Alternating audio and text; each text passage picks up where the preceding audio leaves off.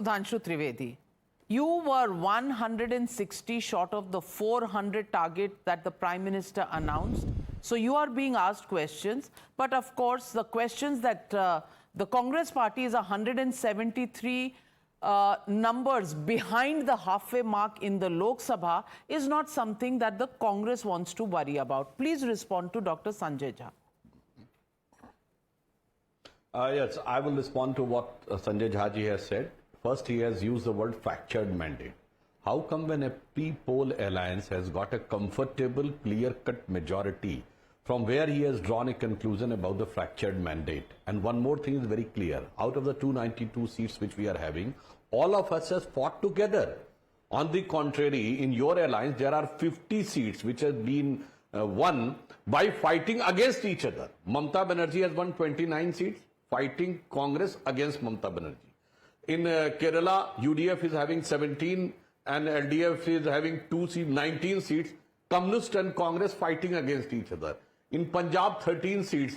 Congress and Aam Aadmi Party fighting against each other. And yesterday, Aam Aadmi Party senior leader Gopal Rai has said that our alliance with Congress was only confined till the Lok Sabha election, will not be in the Vidhan Sabha. Sir, what you are talking about? आप तो 50 आपस में लड़के उसको भी count करके और कह रहे हैं कि हम पीछे रह गए थे.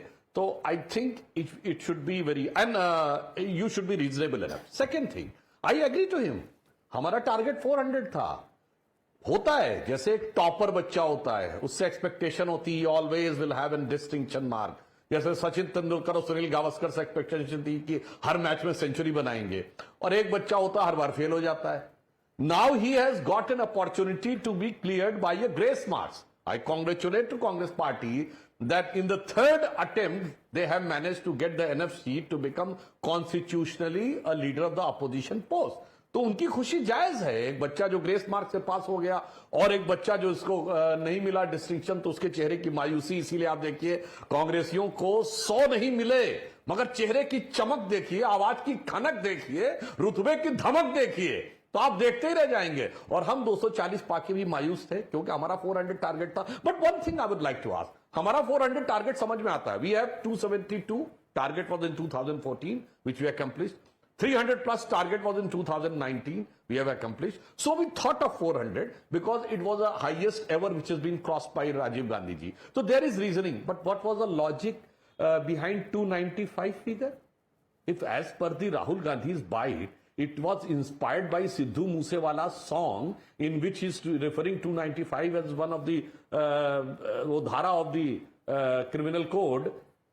And then you are inspired by that person who uses to have once singing songs with wearing Bhindrawalas and other type of shirts on his, and Congress gets inspired and motivated and finally concluded the figure of 295. तो नाविका जी, इसमें तो मुझे याद आता है वो 70 के दशक की पुरानी मनोज कुमार की फिल्म थी जो राहुल गांधी जी के और हम लोगों के जन्म के आसपास की दौर की है, जिसमें गाना था ना एक तारा बोले टुन टुन. तो वो राहुल गांधी जी को देख के लगता है यही देश का नौजवान है तो, और यही देश की संतान है. तो फिर उसके बाद एक तारा बोले ठुन ठुन, तो समझ में नहीं आ रहा. कृपया मुझे you just throw a light Sanjay Jha ji, from where you have got the figure of 295. हमारा तो 400 समझ में आता है. So this is the fundamental problem with the Congress party. And one more lastly, you have asked about the Ram temple. Sir, Ram temple was never an political issue or election issue for us. That I remember very well from my adolescent age. Sir, 2 सीटों की party थे. And in our wildest imagination, our generation has not thought, forget about Modi ji's generation, our generation has not thought that the day will come in our life that we will have a clear majority in the country. हम 2 पर भी उनके साथ खड़े थे, 86 पे भी उसके साथ खड़े थे, 120 पर भी उसके साथ खड़े थे, 160, 182 और 303 पर भी साथ खड़े थे. आपके लिए होता है. And last, one more thing, sir. I would like to say just there are certain take away from this election. Ayodhya हम हारे, मगर आप देखिए उसके बाद खुशी कितनी अच्छी है. Can you ever imagine that in Mecca a political party which has criticized and used the absurd word against Islam, they win the election. In Vatican, can you imagine that a party which has used very derogatory word against Christianity, they win the election? And moreover, there are certain Christians and Muslims who cherish this, and they are having a light in their eyes that how you have done it. So there are certain takeaways which the people of the India and we as a party will also think over it, and that Okay. has also given a food for thought. Okay. Quick point. Sanjay, a quick counter before I get in Vivek Silas. Navika, मैं सुधांशु जी को इतना ही कहना चाहूंगा कि भारत की आवाम ने अपने फैसला में आपको बताया है कि कम से कम अब बहुत देर नहीं हुई है, मजहब की सियासत छोड़ दीजिए, धार्मिक ध्रुवीकरण बंद कीजिए, आप काम कीजिए, सब लोग आपके साथ खड़े रहेंगे, हम भी आपको समर्थन दे देंगे। लेकिन ये जो आप लोग जो घटिया और घिनौनी तरीके से समाज को तोड़ के उसका चुनावी लाभ उठाने की कोशिश करते हैं, कम से कम अब जनता की संदेश को सुनिए, लंबी सांस लीजिए और देश के निर्माण में कुछ काम कीजिए। 6 महीने 1 साल के अंदर आपका सरकार शायद बदल ही जाएगा, आप लोग गिरेंगे ही, लेकिन 6 महीने 1 साल तक कम से कम मेहनत कीजिएगा और पूरे दिल लगा कीजिए जज्बे Okay. के साथ। Counter, Sudhanshu ji. जस्ट मैं बिल्कुल ब्रीफ। संजय झा जी, वैसे ये वोट जिहाद वर्ड यूज करना घटिया था या बढ़िया था?